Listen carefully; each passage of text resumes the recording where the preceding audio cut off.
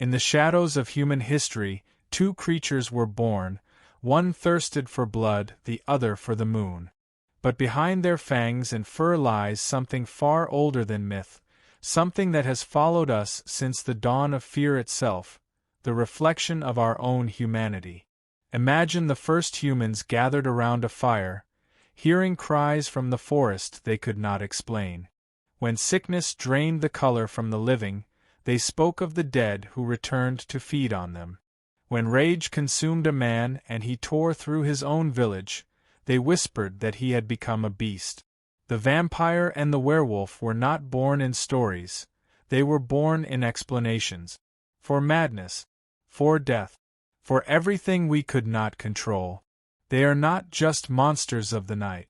They are portraits of human instinct, one representing desire that never dies, the other, rage that cannot be contained.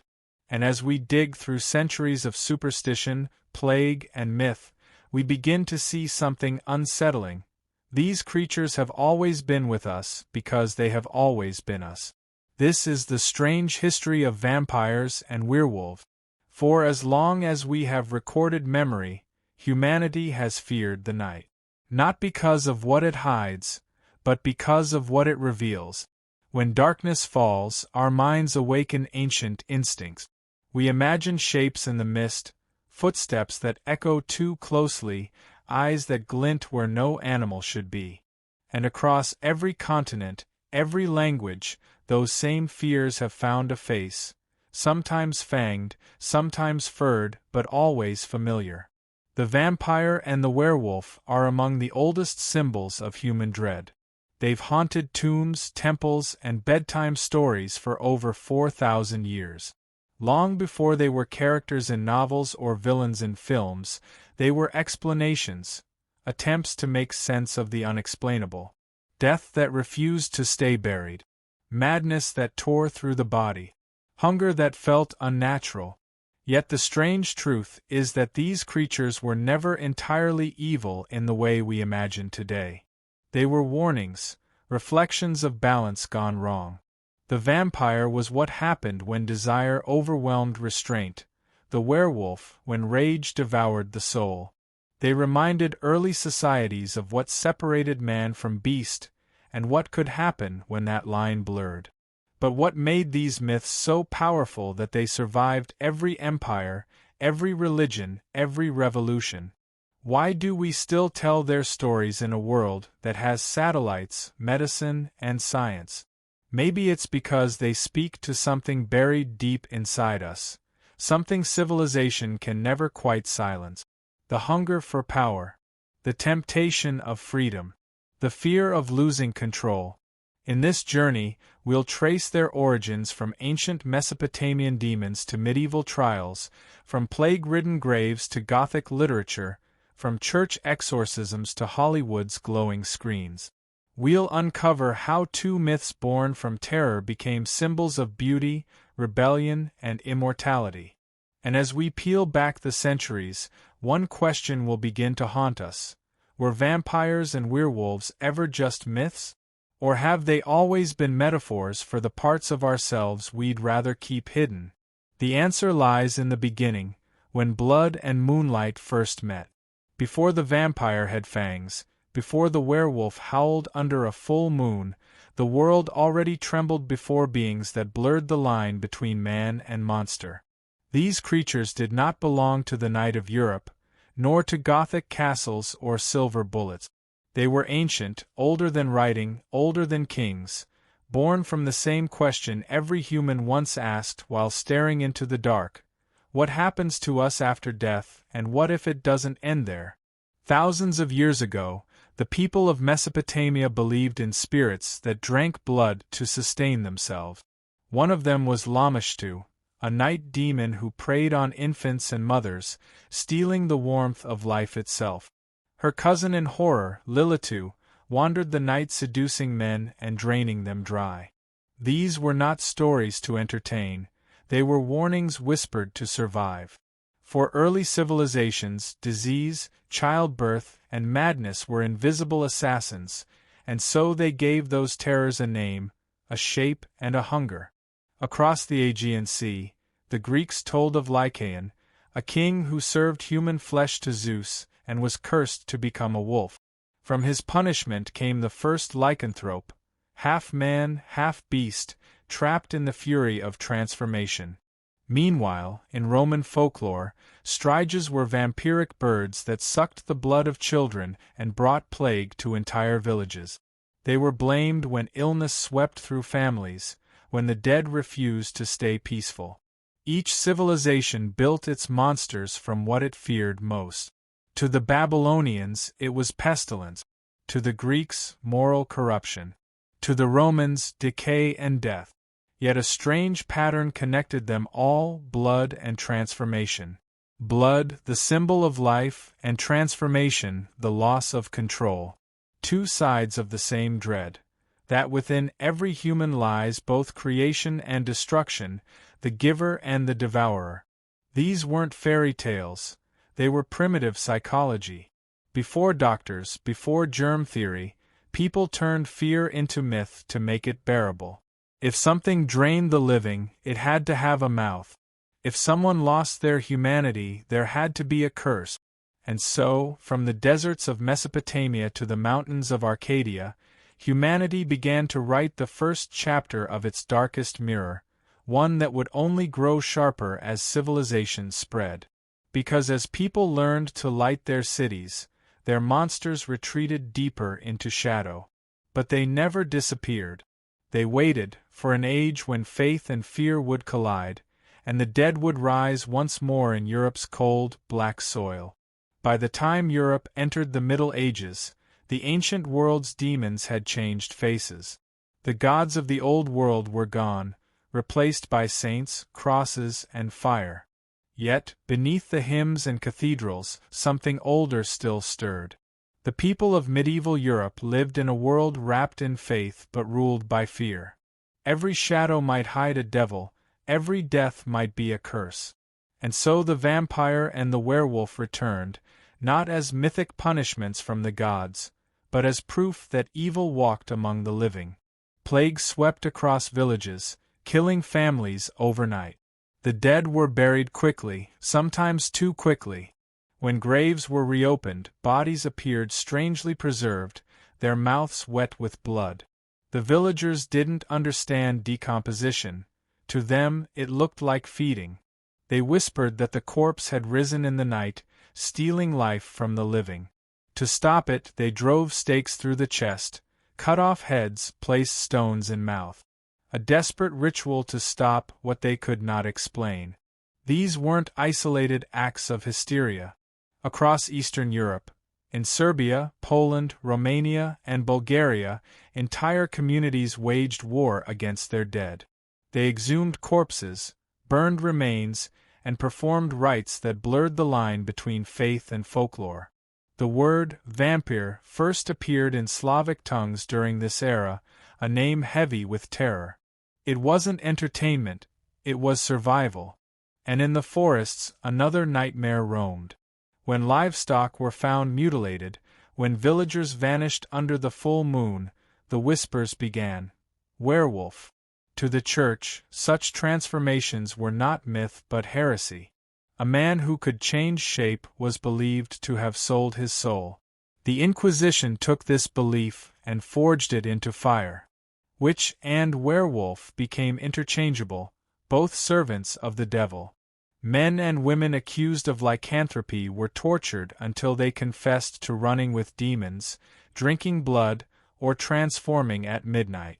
It was an age of contradiction, where priests preached mercy while ordering executions. The vampire symbolized the unholy hunger of sin, the refusal to die, the defiance of God. The werewolf embodied the beast within man, proof that even the baptized could be consumed by instinct and rage. But beneath the religious terror lay something simpler and more human, the fear of contagion, of the unknown, of watching your loved ones change into something unrecognizable, whether by plague, madness, or famine. And so Europe built a mythology that fed on its own paranoia. The vampire became a warning against desire. The werewolf, a warning against rage. two mirrors, each showing the same reflection, that beneath the blessing of civilization, the wild still waited. But soon, superstition would take on a darker shape. Because in the centuries to come, fear would no longer whisper in the dark. It would scream in the courts, as real men and women were tried and executed for being monsters. As Europe descended deeper into superstition and fear, the line between myth and reality began to blur, and blood was spilled not by monsters, but by men. Between the 15th and 17th centuries, Europe became a stage for some of the most terrifying spectacles in human history: the witch trials, the werewolf hunts, and the birth of the vampire panic. These weren't tales whispered by candlelight, they were public events, sanctioned by law, fueled by faith, and drenched in paranoia. Records from this era tell us of real people accused of becoming creatures of the night. In 1589, a German farmer named Peter Stubb was arrested and accused of being the werewolf of Bedburg. He confessed, under brutal torture, to slaughtering cattle, women, and children, claiming he transformed into a wolf with the help of a magic belt given to him by the devil. His trial was public. His execution spectacular, a grotesque performance meant to remind people that evil had a face, and that it could look exactly like theirs. Hundreds of miles away, in 18th-century Serbia, a soldier named Arnold Paule was said to have returned from the grave to drink the blood of his neighbors. The panic spread like wildfire. Graves were opened, corpses mutilated, and wooden stakes hammered through chests. Even local officials recorded the events as fact, convinced that vampirism was a genuine disease of the flesh and soul. What united these stories was not proof of monsters, but proof of fear. Fear of plague, fear of war, fear of outsiders, fear that the evil we condemned was not supernatural but human. The church and state found in these trials a way to explain chaos, and to control it. Every werewolf burned, every vampire staked, was a ritual of reassurance, a promise that the darkness could be defeated, that order could be restored. But beneath the ashes of those executions lay a truth that would only grow harder to deny, that these creatures of myth had never truly died, because they were reflections of our own cruelty. The werewolf trials revealed humanity's capacity for violence. The vampire hysteria showed our obsession with purity and decay. Together, they told a single story, that the real monsters were never the ones in the woods or the crypts. They were the ones wearing robes, holding torches, signing verdicts. By the time the fires of the witch hunts began to fade, Europe had changed.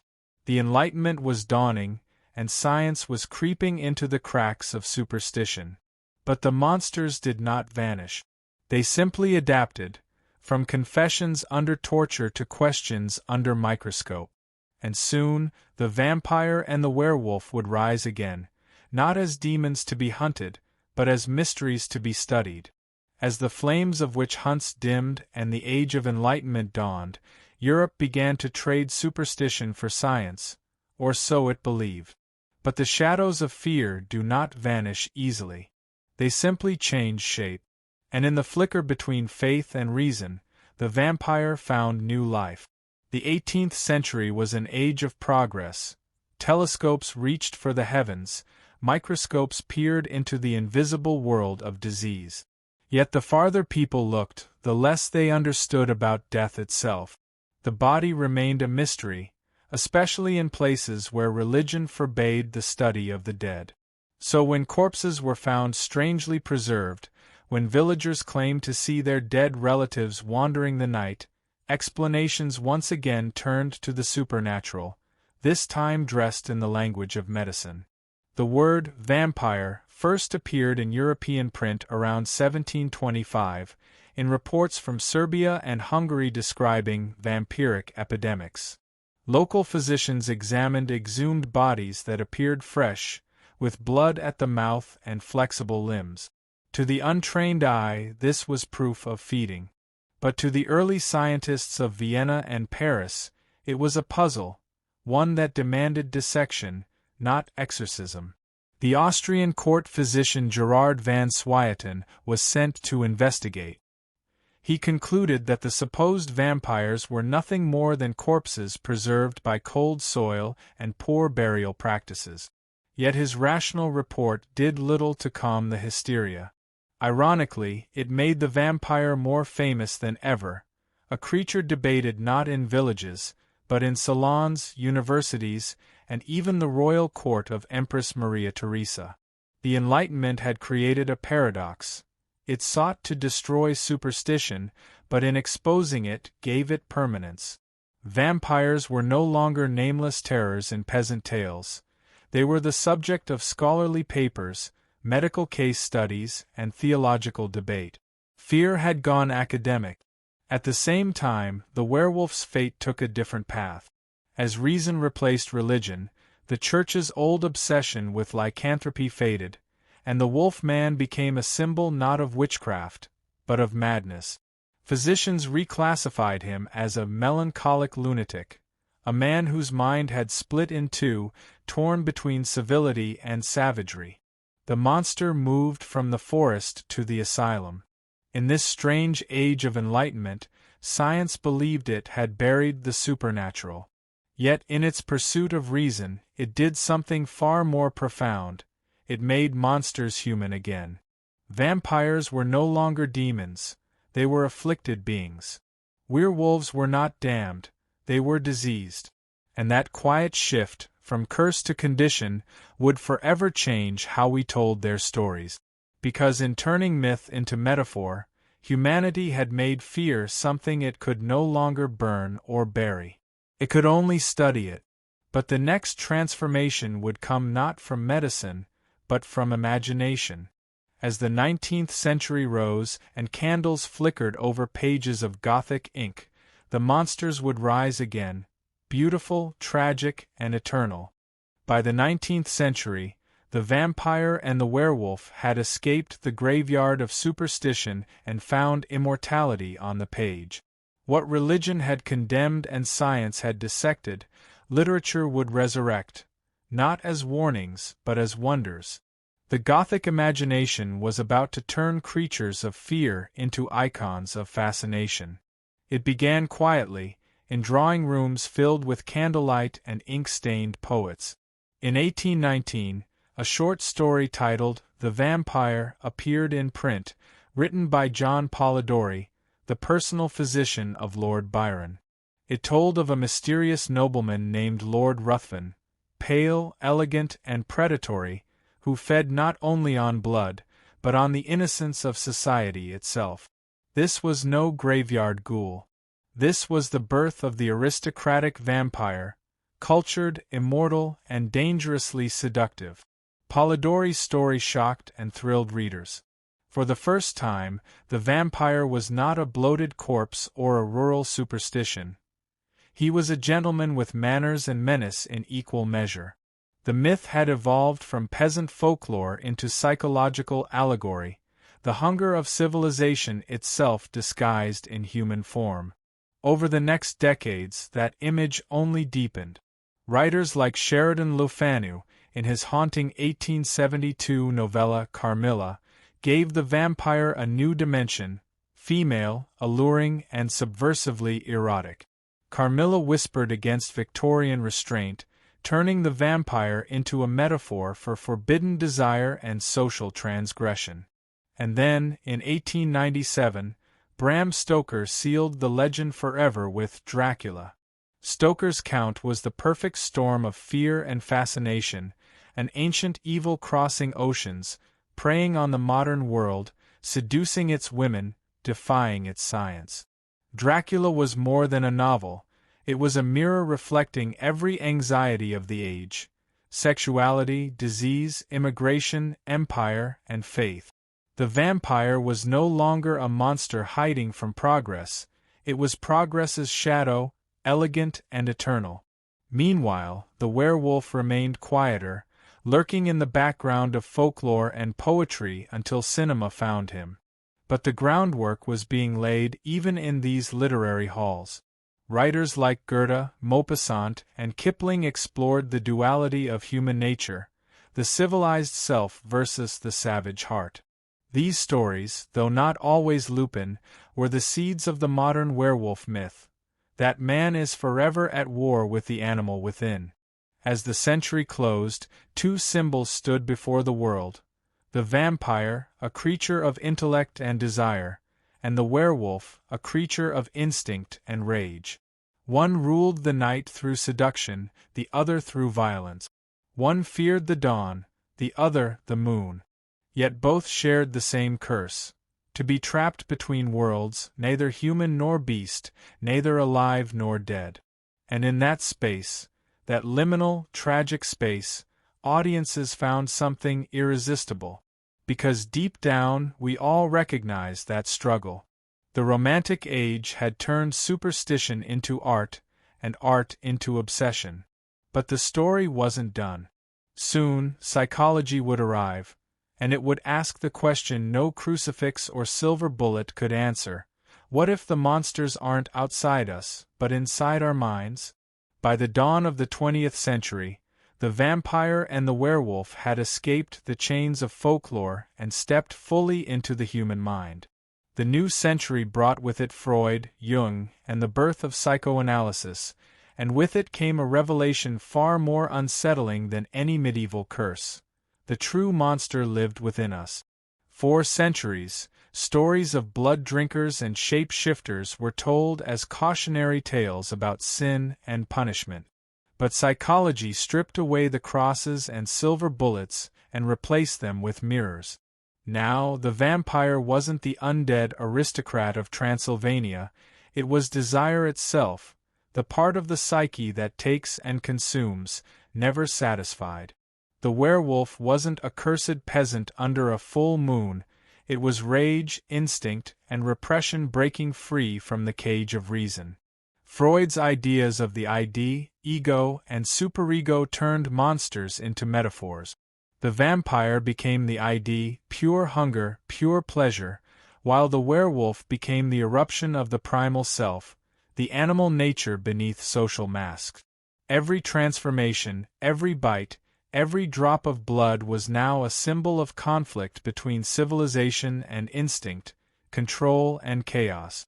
Cinema, the new art form of the century, seized these metaphors and gave them faces. In 1922, Nosferatu crept across screens, gaunt, silent, and nightmarish, transforming the vampire into a visual language of disease and obsession. Audiences recoiled yet couldn't look away. The monster was hideous, but it reflected something hauntingly familiar: the fear of contagion, the shadow of death itself lingering after World War I. Then came Dracula, 1931. Elegant, hypnotic, and strangely romantic. Bela Lugosi's accent, his piercing eyes, and his calm, predatory charm redefined the vampire for generations. The werewolf followed in The Wolf Man, 1941. Tragic, tormented, cursed not by the moon but by the loss of self. Larry Talbot, played by Lon Chaney Jr., wasn't evil. He was a victim of his own nature. Audiences pitied him even as they feared him. It was a turning point. The monsters were no longer villains, they were reflections of us. They were the embodiment of the struggle between who we are and who we pretend to be. And as the 20th century unfolded, every generation reshaped them to mirror its own fears. In the Cold War, vampires represented infiltration, the foreign other among us. In the sexual revolution, they embodied temptation and forbidden pleasure. The werewolf, meanwhile, symbolized rage against conformity, the violent release of emotions repressed by modern life. Psychology had done something remarkable: it made monsters timeless.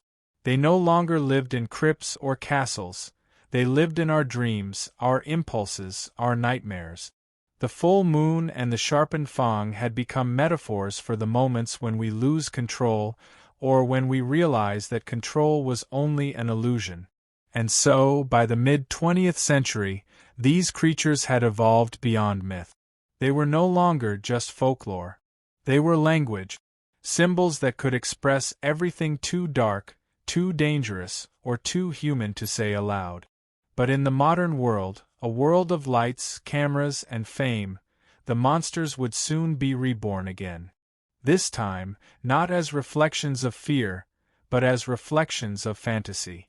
The 20th century gave us the science to explain monsters, but the 21st gave us the desire to become them. The vampire and the werewolf, once the embodiment of our darkest fears, are now among the most romanticized figures in modern culture. We no longer run from them, we invite them in. Somewhere between superstition and cinema, humanity fell in love with its own nightmares. It began in the mid to late 20th century, as horror evolved from cautionary tale to psychological mirror.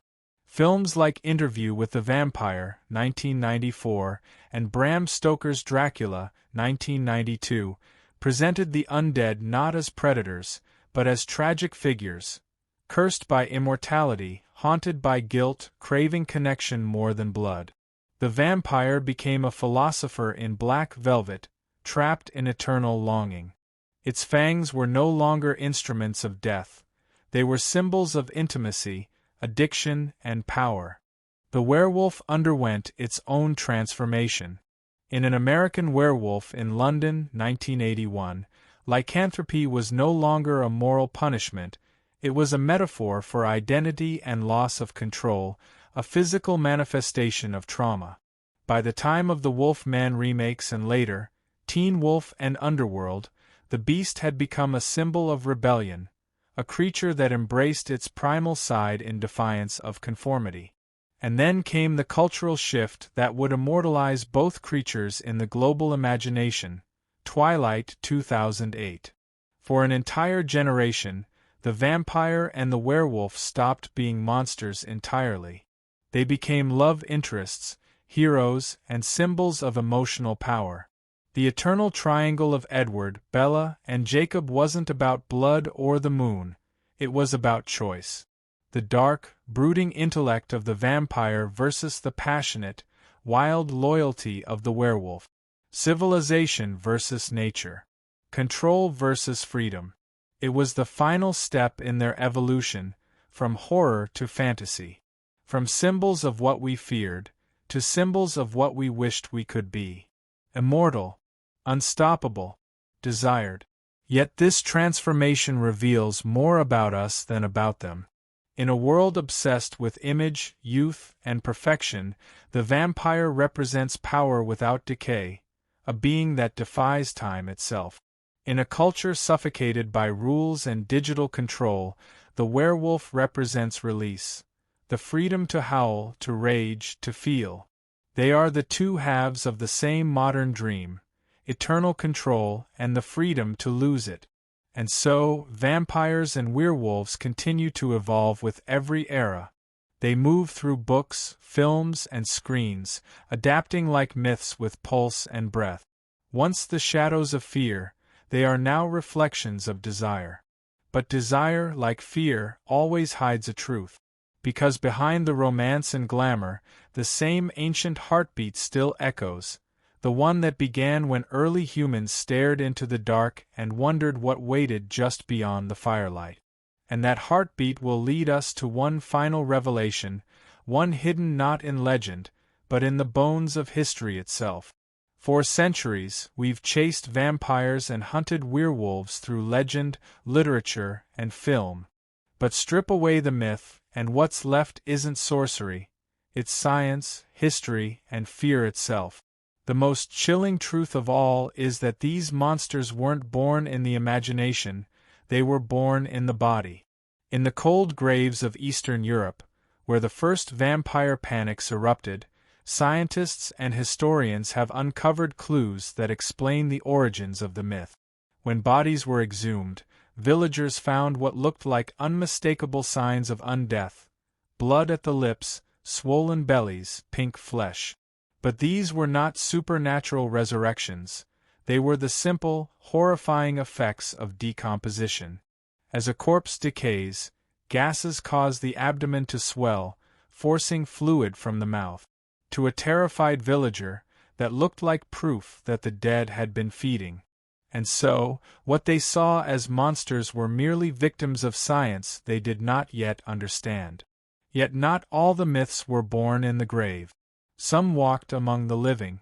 Diseases that we can now name, porphyria, rabies, tuberculosis, once appeared as proof of the undead and the cursed. Porphyria made skin blister under sunlight, caused gums to recede and teeth to appear elongated, the perfect image of a vampire. Rabies, spread through animal bites, drove victims mad, hypersensitive to light and sound, sometimes even drooling blood. Tuberculosis turned the body pale, the lungs red with fluid, the breath thin and gasping, as if something invisible were slowly drinking one's life away. As for the werewolf, history points to a different kind of suffering. Many who were accused of lycanthropy showed signs of what we'd now call hypertrichosis, a rare condition causing excessive hair growth across the body. Others suffered from mental disorders, seizures, or psychosis. In a world that could not explain the mind, it was easier to call the afflicted beast than sick. And once accused, there was no return to humanity. Yet these explanations, as rational as they are, do not erase the power of the myth, they deepen it. Because the more we uncover about disease, decay, and the mind, the clearer it becomes. Vampires and werewolves were never random inventions. They were projections of everything humanity feared losing: health, sanity, control, life. These myths are archives of emotion. Every stake through a corpse was an act of desperation against mortality. Every wolf hunt was a war against the untamable chaos within us. The stories endured not because they were false, but because they revealed something true. We are haunted not by the supernatural, but by the fragility of being human. And even now, in a world of satellites and science, those same fears linger in the dark corners of our minds. The superstition remains, dressed in new names. We call them disorders, impulses, addictions, but the pattern is the same. We're still trying to cure what we can't completely understand. And that's the secret that has kept these creatures alive for thousands of years. They were never simply myth. They were the language of fear, the first attempt to explain the unexplainable. Because when humanity stares into the mirror of its own mortality, the reflection staring back still has fangs. At the end of this long and haunted road, through superstition, faith, science, and story, one realization waits, as ancient and terrifying as the myths themselves. Vampires and werewolves were never really about monsters. They were always about us. Every age has imagined them differently: bloodthirsty corpses, cursed beasts, seductive immortals. But beneath each mask lies the same reflection. The vampire and the werewolf are twins, born of the same human dread, the fear of losing control. One hungers endlessly, the other rages uncontrollably. One represents the cold, intellectual corruption of desire, the other, the wild eruption of emotion. Together, they form a perfect mirror of the human condition, the battle between the civilized and the primal, the eternal and the mortal, reason and instinct. The vampire is everything we wish we could be, ageless, powerful, untouchable. The werewolf is everything we fear we are, violent, impulsive, doomed to lose control. But both are chained by their own natures, suffering from the same curse, to exist forever in between. Neither fully human nor fully beast. Neither alive nor dead. And perhaps that is why these myths will never die. Because they speak to something that logic can't erase, the awareness that within every one of us lies a duality we cannot escape. We crave light, yet are drawn to the dark. We yearn for immortality, yet destroy ourselves to feel alive.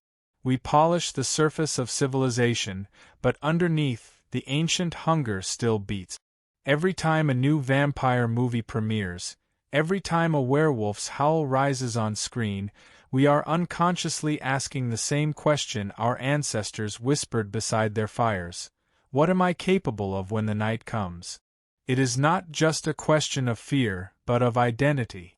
Because when we watch a vampire drain its victim, or a man claw at his own skin as he becomes a beast, we are not witnessing monsters, we are witnessing metaphors of ourselves at the edge of morality, instinct, and reason. The myths endure because they offer us a safe way to explore what we cannot confess. To drink blood is to defy mortality. To become a wolf is to abandon restraint. Both acts break the rules that bind us, and that's why, across thousands of years, across cultures and religions, these creatures still fascinate us. In truth, vampires and werewolves are not enemies of man, they are expressions of man's deepest truth. The monsters outside were always reflections of the monsters within. And perhaps that's why no stake or silver bullet has ever been enough to end their story. Because they live in the one place we can never purge them from, the human soul. The story of vampires and werewolves is not a tale of ancient superstition, it is the biography of fear itself. From the caves of Mesopotamia to the neon-lit cities of today, humanity has carried these creatures across every age like shadow companions. Each time we believed we'd outgrown them, they simply changed faces, from demons to diseases, from monsters to metaphors. We may laugh at medieval villagers who buried their dead with stones in their mouths, but we still whisper the same questions they once asked. What happens when desire consumes morality? What remains when rage overpowers reason? What do we become when we lose control? These are not questions of myth. They are questions of identity, and that is why these legends refuse to die. They evolve, they seduce, they return. They exist wherever fear meets imagination, wherever science cannot yet comfort the soul. The vampire and the werewolf endure not because they are immortal, but because we are unfinished. Each generation adds a new layer to their reflection. One century fears disease, another fears desire, another fears itself. And through it all, the monsters remain, patient, silent, watching from the corners of our stories, reminding us that no matter how much light we build, darkness is never far behind. Perhaps that's why, even now, when we look into the night, we still half expect to see a figure standing there. Pale eyes, a quiet breath, a hint of movement. Maybe not because we believe in them, but because, deep down, we know they are part of us. The vampire, the werewolf, they are not relics of the past. They are mirrors of our present and our future. Because as long as humans exist, as long as we dream of power, fear loss, and crave meaning, the night will never truly end. And somewhere within it, our monsters will still be waiting, not to hunt us, but to remind us who we really are.